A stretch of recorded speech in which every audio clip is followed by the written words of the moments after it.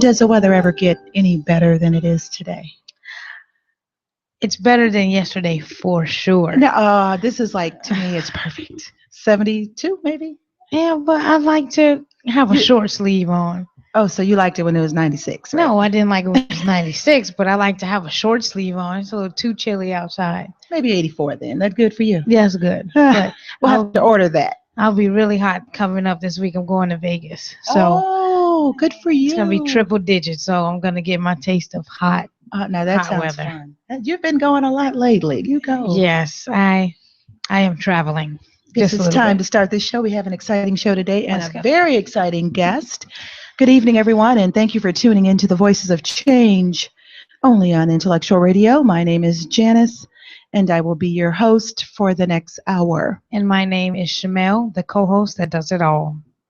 Voices of Change is sponsored by African American Agenda. Today, for our weekly discussion, we will discuss a book written by a local author, Tiffany Thompson. The book is titled The Process, and it journeys Miss Thompson's life.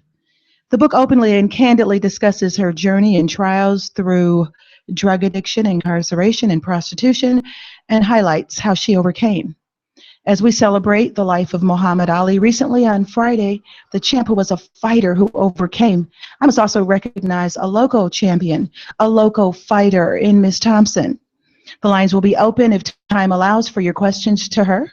The call-in number during that time will be 708-223-8953. I always start my show off with a scripture, and for today, the scripture is from Jeremiah 29:11.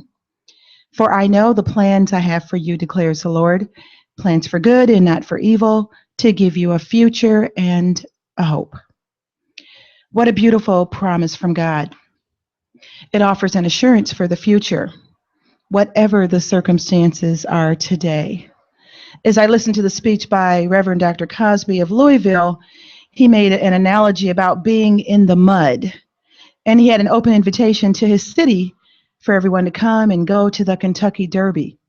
And mentioned that when you bet on a horse, you have to bet on the horse when it's in the mud. You can't bet on it when it's in the winner's circle. How many would bet on us when we're in the mud? Any of us at any time can find ourselves in the mud. Your circumstances today does not define tomorrow. God's people can trust God to change their tomorrow. The book highlights how he pulled Miss Thompson up from the mud and changed her tomorrow. He doesn't have a preference of persons. If he did it for her, he can do it for you, he can do it for Shamel, and he can do it for me. Stay tuned. She is going to have an awesome testimony.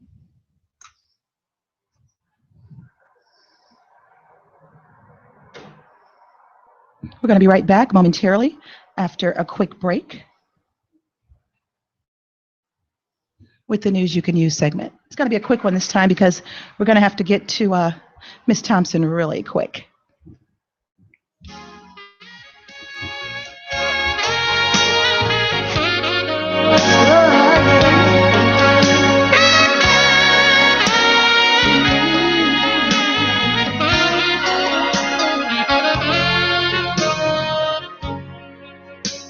Experience is a good teacher. It takes someone like me to know All the little games people tend to play. Some call it love. It never has a chance to grow. You deserve something better, I kept telling myself. Just be patient, true love you'll find. I finally found someone who became my friend, and in a matter of time, real love stepped in. The clothes tied on my love, I had to tear it down. A new world of happiness. Turn completely on me, completely right. And it's not. I'm in love under new management.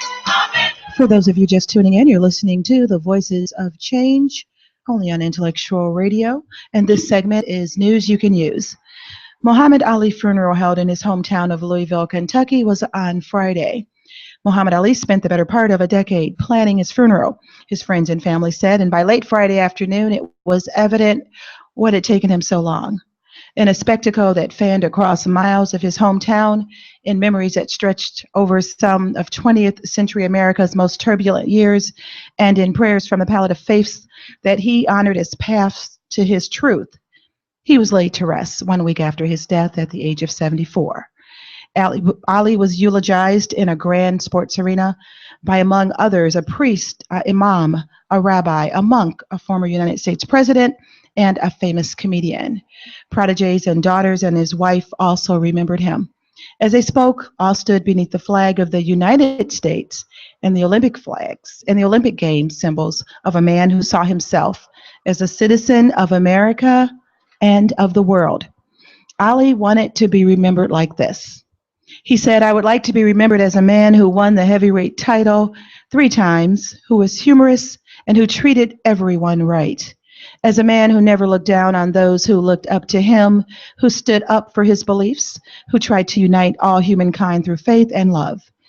And if all that's too much, then I guess I'd settle for being remembered only as a great boxer who became a leader and a champion of his people. And I wouldn't even mind if folks forgot how pretty I was." Rest in peace. This is out of Las Vegas. Former heavyweight champion Ken Norton, who beat Muhammad Ali and then lost a controversial decision to him in Yankee Stadium, died Wednesday at a local care facility. His son said he was 70.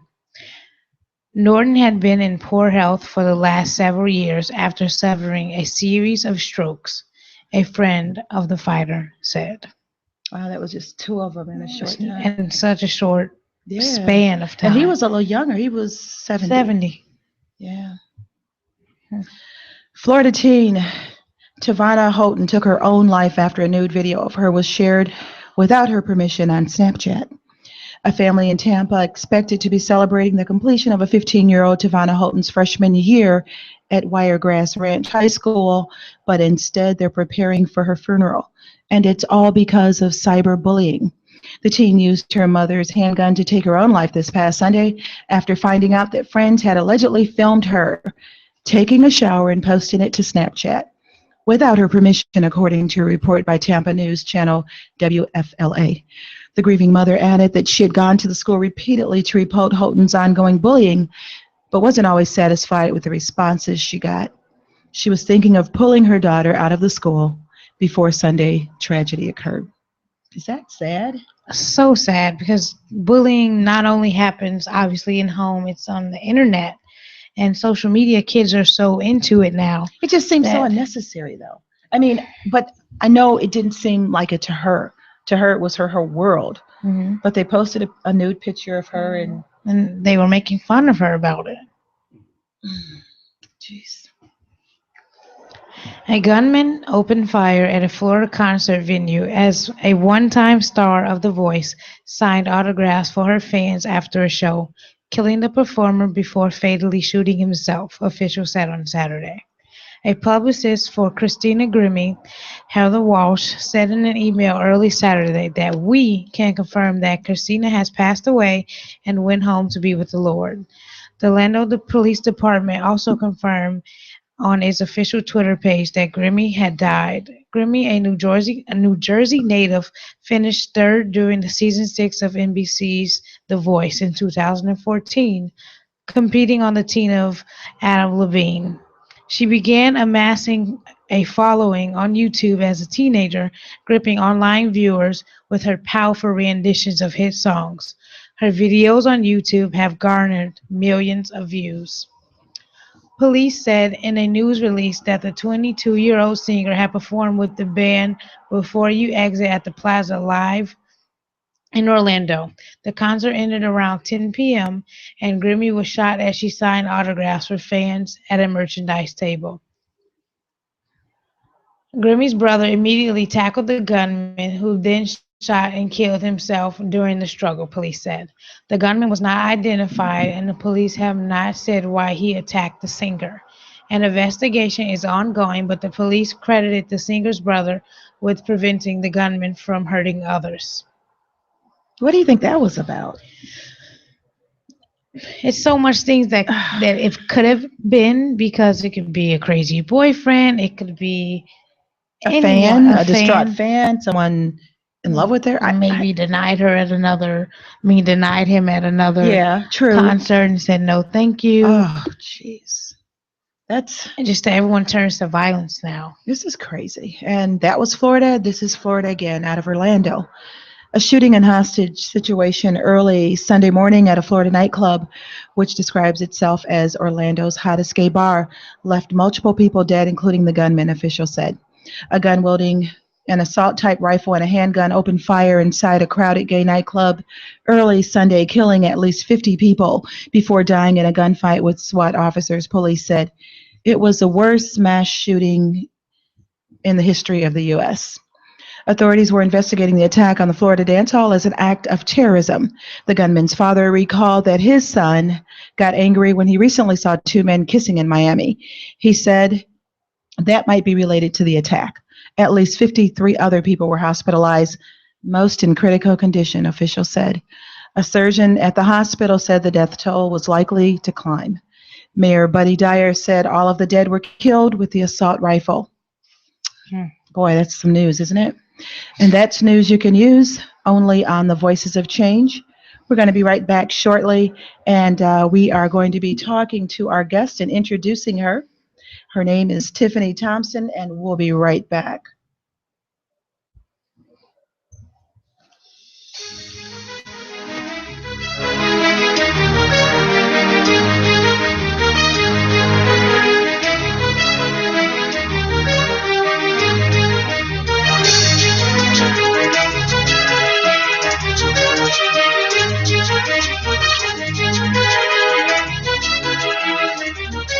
Now that you're out of my life, I'm so much better. You thought that I'd be weak without you, but I'm stronger. You thought that I'd be broke without you, but I'm richer. You thought that I'd be sad without you, I laugh harder. You thought I wouldn't grow without you, now I'm wiser.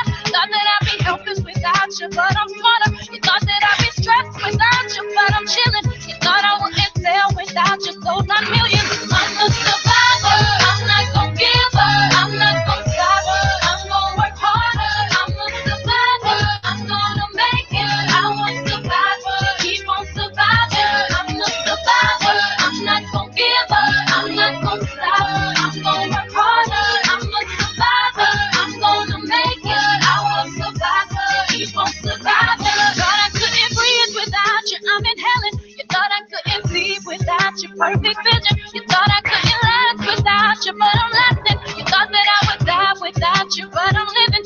You thought that I would fail without you, but I'm on top. Thought it would be over by now, but it won't stop. Thought that I would self-destruct, but I'm still here. Even in my years to come, I'm still gonna be here. I'm a survivor, I'm not gonna give up, I'm not gonna stop. I'm gonna work harder, I'm a survivor, I'm gonna make it. I am a survivor, keep on surviving. I'm a survivor, I'm not gonna give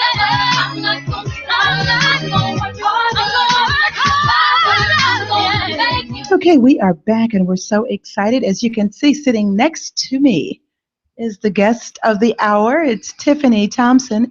And before we're going to let her speak, I got to read her bio. Her bio is, I had to cut it down a little bit because I didn't want to be here all day reading it. But this is how it goes.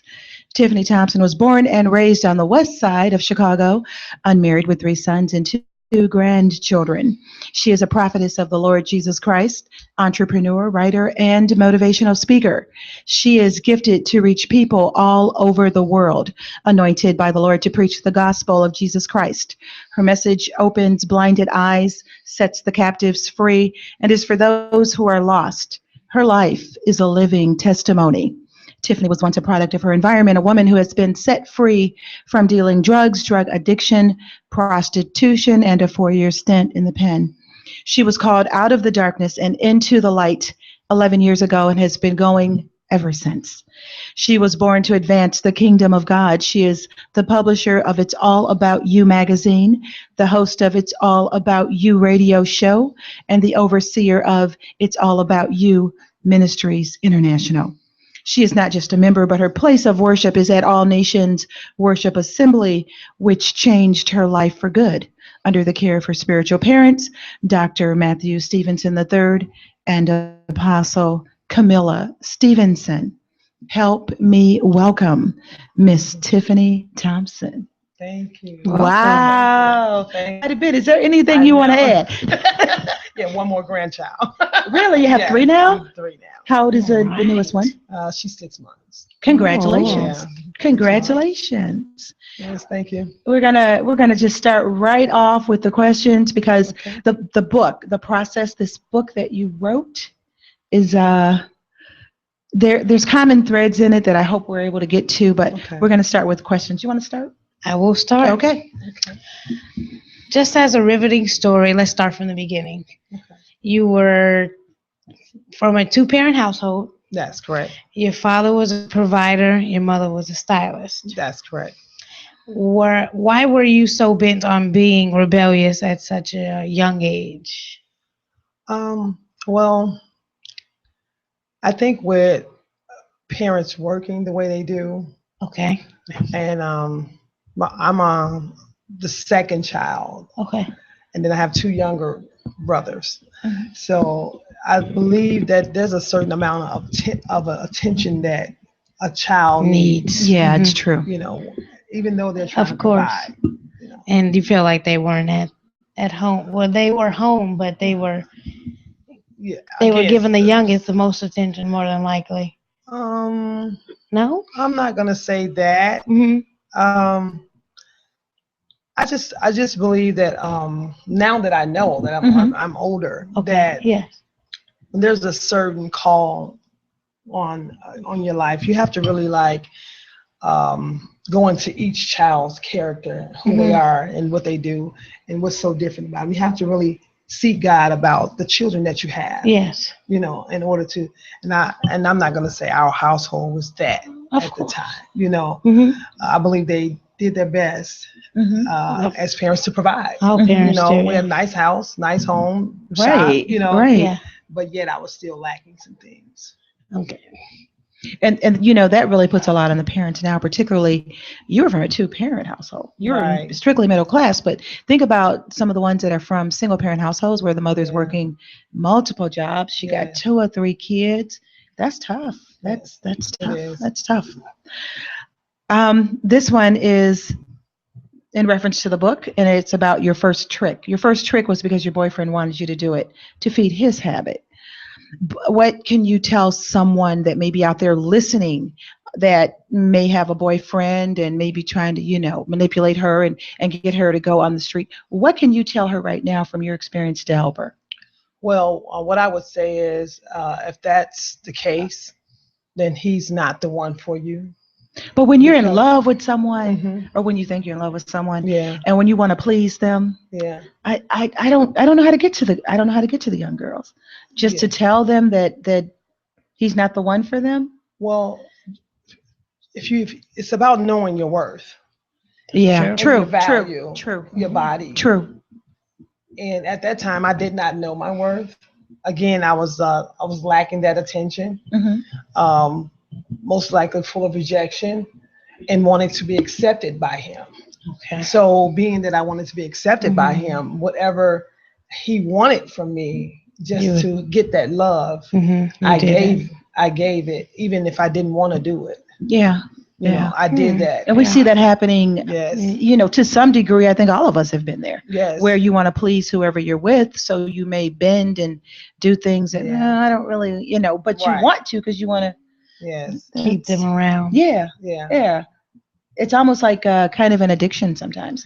At a point, it kind of feels like that. And then not knowing that your body is a gift, you know, and, and the enemy it comes in wants to prostitute the gift.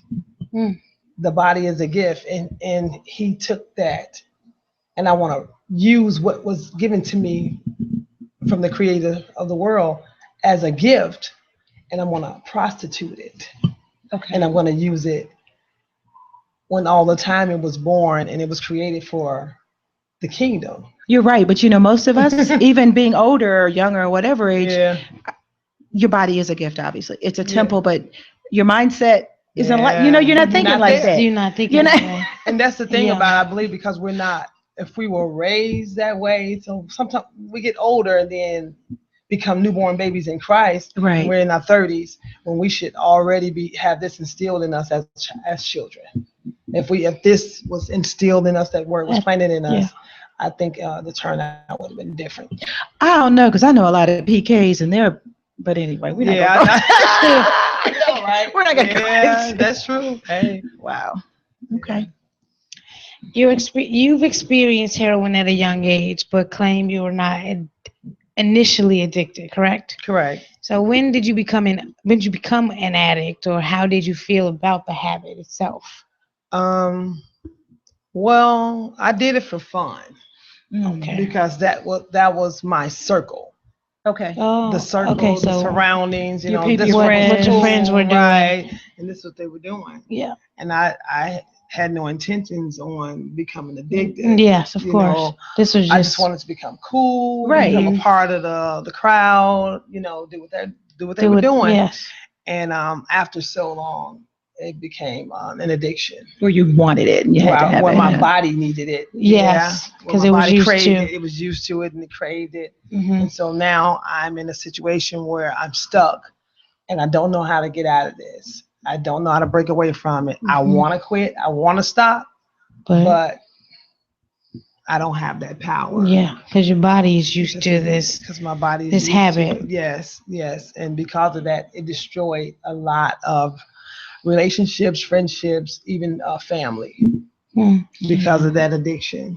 Well, now, would you try to not relate it to what they're doing now with marijuana? Like now they're going to make it medicinal, but you know, that's the in crowd now. Yes. Kids want to do it because their friends are doing it. Just getting high, right? Yes, I related to it because all of it is out of body experiences. Because what we're doing is putting a chemical in our body to numb the pain that we're going through. It's really an internal pain that we have, and we just want the pain to stop. For a while. Any type of medication, right? We go to the hospital. I hurt my finger, thumb, or whatever. I just need him to give me something to stop this pain. Right. And so that's what the kids are going through even now, whether it's heroin or marijuana. I don't see any of it being different because all of it is a chemical drug. Yeah. And they're using it to stop the pain. But the pain isn't going anywhere. It's not going anywhere. It's temporary. You know, you have a temporary out-of-body experience, a temporary high, you know, but at the end of the day, once that high is gone, it comes right back. The situation is still there. The pain is still there. The problems are still there. Everything is still there. And now you just have a greater habit. Yeah, because you have the problem before and the problem exactly. Now you have two problems. Yeah. Okay. It appears that your first marriage, in spite of all the challenges, was special to you, and unfortunately, he was murdered. Do you believe if he was still living, you two would be together? And if so, would you have eventually ended up where you're at now, turning to God, being promoted so much? Well, I say it was special because I had known him since I was 9 years old. You talk about him almost like that was the love of your life. I'm just saying, for me, reading it, that's how the read is. I believe because he was murdered, that was very traumatic for me. Yeah, yeah. And because he was someone that we grew up, we had the neighborhood where all the family knew each other, the whole entire block. So whether we were together or not, he was still a neighbor. He was still a friend, on the block. Would we still be together? Probably not, because the situation was chaotic. We were drug dealers. We probably wouldn't be together. And I know I wouldn't know God the way I know him today. I know that. So everything that happened, and I like how you kind of aligned it up with grapes. How you have to process grapes, and how the process, your journey through life, is very similar to that. I thought that was a great analogy. Thank you. That's very, very good. Because it starts off with a seed. Yeah. A grape is first being planted to become a seed, to become a grape, and then after it's picked and ripe and ready, and then it's taken to be crushed to turn into wine. And the process of making wine can go on for years, depending on how fine is the wine, how fine the wine is, how expensive the wine is. So that's why I used wine for that, because the process has been a long journey. Yeah. It's been a journey. Yes. That was a great analogy. So Thank you. So this stage in your life of you losing your husband was a stepping stone for you. Not to say it was a great thing, but it wasn't meant to be for you to find your way to where you're at now. Most definitely, because I depended on that lifestyle. I depended on the way we lived, the money, the lifestyle, the drugs, the power, we had so much, what they would call it, clout and power in the street. I became immune to that. So. Yeah, that's how come I know we wouldn't have made it, because even with that comes the cheating, the lying, all that plays a part. I mean, it may sound good as it relates to the money and the drugs, but hey, you got the women. Yeah, because if you got the money, that's glamorous. So they're gonna, Then you have the men, you have the stick-up man, you got the police, you got everybody. Everybody's after you. So you're paranoid almost all the time. All the time. Constantly, no sleep, no rest. Wasn't healthy either, was it? Not at all. Not at all. No rest, no sleep. Just stress. But because of the money, you stuck to it. Well, I consider it as easy money, but it was hard work. It may not have been in a conventional way, right? It was hard work to watch your back. Wondering who's going to kick your door in, who's going to come in, who's going to rob you, is the police coming in, who's going to come in, It was rough. It was rough. Okay. It was rough. You went from relationship to relationship without closure, healing, or self-discovery, and we can do a whole show on that. We sure can. That topic itself. I saw that common thread, and we all, I think, not we all, I can't say everybody, but many times you jump from relationship to relationship without getting in tune with yourself. Right. Sometimes we pick the same people. Sometimes we pick the wrong thing. And, my parents always told me, who you pick for your partner can determine your life's future or failure. And I always thought, I know what you're talking about. Wow, that is true. But that was just a common thread. I'm sorry, Shemel, go ahead with your question. I'm sorry. Also, the relationships that are entered into too soon. Like you think you're ready for it, but then you realize that wasn't for me. I went in too quick. I should have just took my time with that person. But your second husband was abusive, and your third husband was a womanizer. In retrospect, what could you have done different, or is this the process ordained for you? Oh, wow. I'm going to say this. If you're not healed or seeking any type of healing after coming out of a relationship, you're going to end up into another one. It's not just women that do it. It's men as well. Of course. And if we're not seeking the help, the ultimate one, Christ, we're going to end up in another relationship. I mean, doing the same you thing. can you can come out of a relationship and become single for a whole year, but you can become single and stay bitter for a whole year too. That's true. You don't have to be seeking healing while you're single. Oh, I see what you're saying. So, so you have some people that won't date at all for years because of the relationship was a bad one, but they're still bitter, they're still angry, they're still hurting. They never sought out any healing or any help.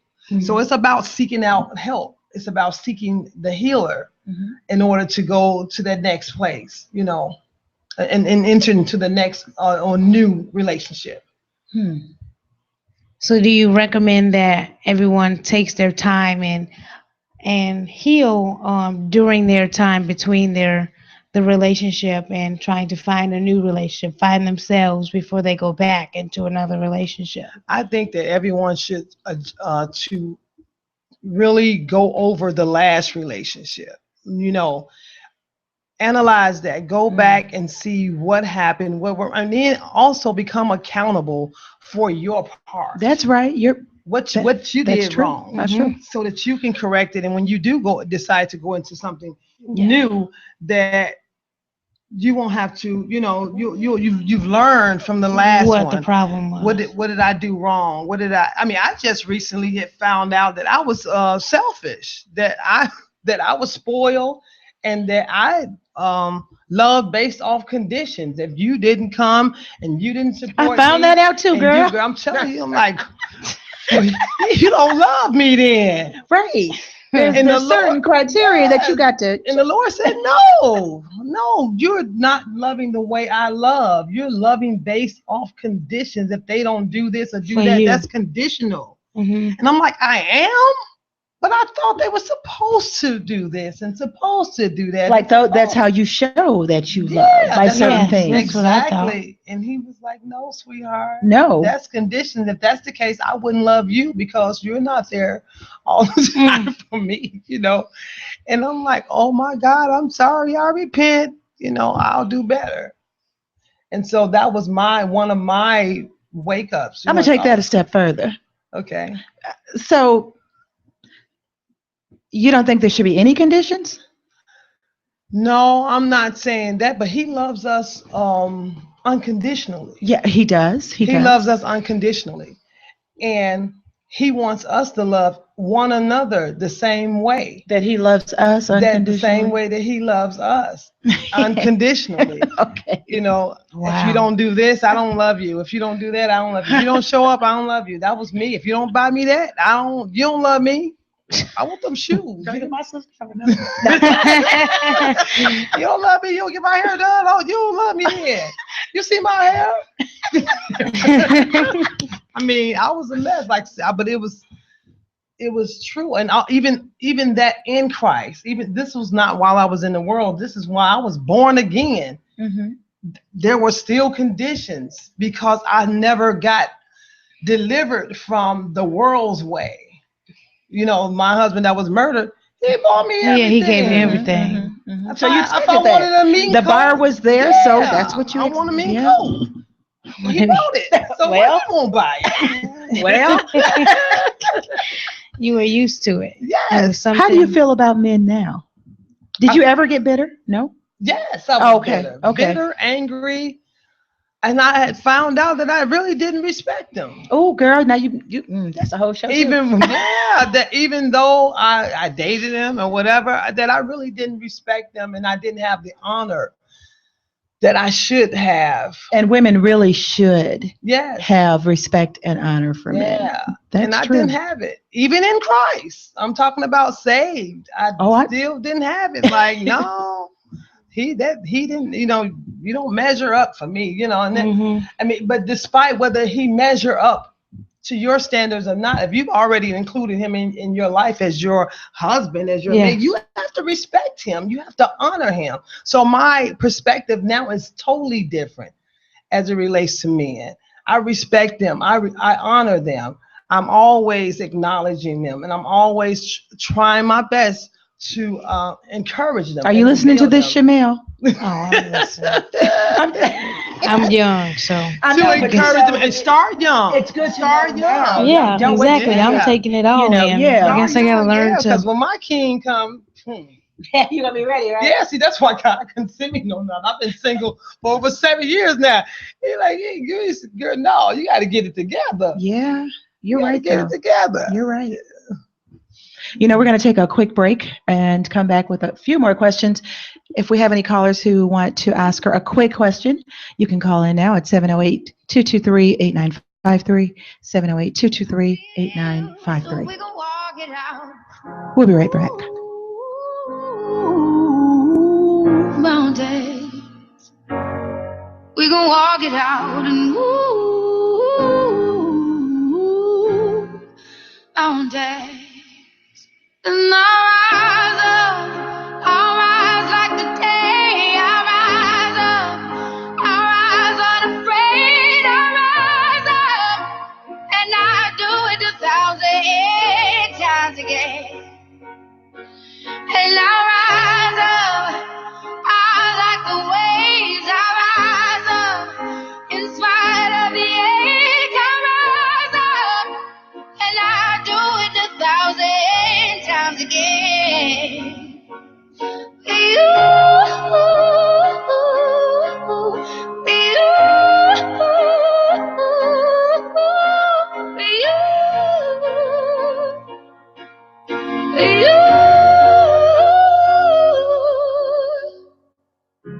The silence is quiet, and it feels like it's getting hard to breathe. And I know you feel like dying, but I promise we'll take the world to its feet. Move mountains, bring it to its feet. Move mountains, and I'll rise up. I'll rise like the day. I'll rise up.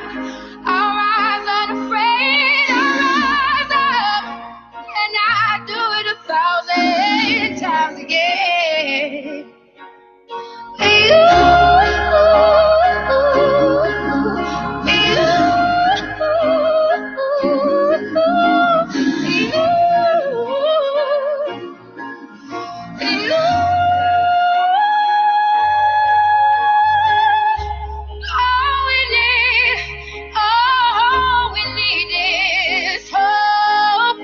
That we have each other, and for that we have each other, and we will rise, we will rise, so we will rise,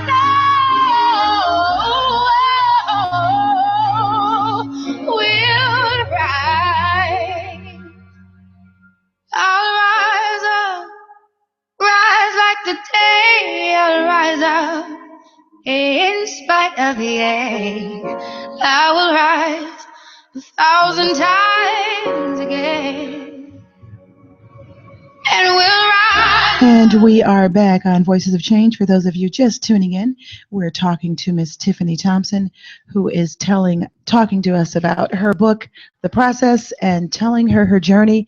And we're getting all off on so many topics because this book is so riveting. I'm going to come back with a question about the church folks. Okay. You became saved and was disappointed that the church that you worked hard in, you tithed, you were there regularly, but in your time of need, it seems like they didn't step up. With that hurt, what made you continue your walk with God? I believe my call was greater than the fall or the hurt and the pain that I felt. The call on my life came from God and not from the pastor or anyone from the church. Okay. And that gripped me tighter and caused me to fight harder than anything. That's interesting because I know being in church oftentimes and when something happens and whatever, and you don't feel that you've gotten that support and you've been giving that support the whole time. You know, you're there Saturday, you're there 3 times a week, you're there. Yes. Then something happened. Where's everybody at? Sometimes Not all of us, but sometimes you get a little ticked off and bitter by it. Yes. I applaud you for you continued that journey, and you were smart enough to realize this is just man. This is him doing that. Well, it wasn't easy. It was either that or die. Oh. It was either that or die. Because I was active in the church. I was one of the prayer leaders. I was on the team, on the prayer team, on leadership, playing leadership roles, and working altars and preaching and prophesying and laying hands, and all of these things were going on. Sowing thousands of dollars. And sowing. Wow. I mean, I did it all with my 3 sons in the church as well. And I'm still praying for them because they haven't been able to really bounce back from that. How old are they? How old are they now? Now they are 23, 24, and 26. But when it happened, they were how old? This was in 2010. So they had to be, like 5-6 teenagers. Years ago. Yes, they were teenagers. Why. They were all active. They were all speaking in tongues as well, and doing things in the church as well. And when they visualized and saw this, that we went homeless. I went through the divorce. I went homeless. We had nowhere to live. I tried to hold on to the apartment. And so I let go of the truck. I tried to hold on to what I thought was more important, a roof over my children's head. And I ended up losing the truck and the apartment. And these teenagers, these young men saw that. They saw it all. Yeah, you just got to keep them in prayer. They saw it all. They saw it all. And that was enough to just, I broke down in the courtroom. When the landlord took me to court, I was like, what next? God, you brought me all the way here to kill me? How did you rebound from that? From being homeless, carless, basically on the street, living with friends, I guess. Living with my sister. How I rebound was I began to fight within. The fight within. I had given up to the point I wanted to die. I couldn't go back to the world now. I bragged about God too much, so I couldn't go back out there. I knew I'd die out there, because I didn't have what it take anymore. Right. You lost your edge. I lost all that. So I had to fight within, and the fight that was in me, which is Him, the Lord, the hope of glory. He began to stand up in me, and I got up to give it one more try. Okay. To give it one more try, and I found an apartment. Found favor with the landlord. He let me move in with just rent, no security. And that's how he works. So you know that, yeah. And then it went on from there. I found a job and been going strong ever since. Wow, that's amazing. What a story. Yeah. When did you realize that you found the right church home to feed your soul? Well, during this time of my fall in 2010, I was invited to All Nations Worship Assembly, and I went there one time. And I didn't sit with the people that invited me. I sat on the other side of the church, and I went to give an offering because I always knew that the Lord told me, you don't walk inside of a house and not leave an offering. So as I began to give my offering and walk off, He called me back. He was like, who's the lady? Call her back here.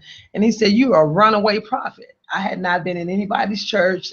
I was just on the run. He called you a runaway prophet? A runaway prophet, yes. And that was in 2010. I ended up going back to the other church because I thought I left wrong. I went back for 1 year, gave it one more try, and got the hugest hurt again. And this time, but I left in peace. Okay. I knew I went back and done it over, and I left in peace.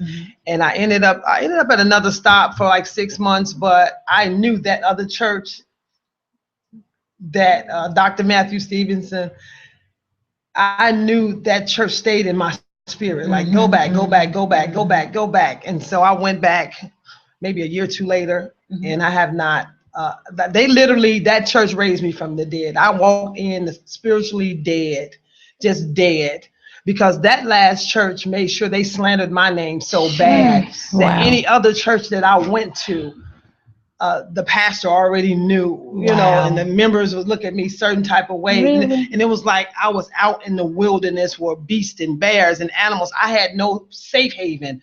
And the moment I joined this church, one of his elders hugged me, and the Holy Spirit used her to tell me that you're safe. Wow.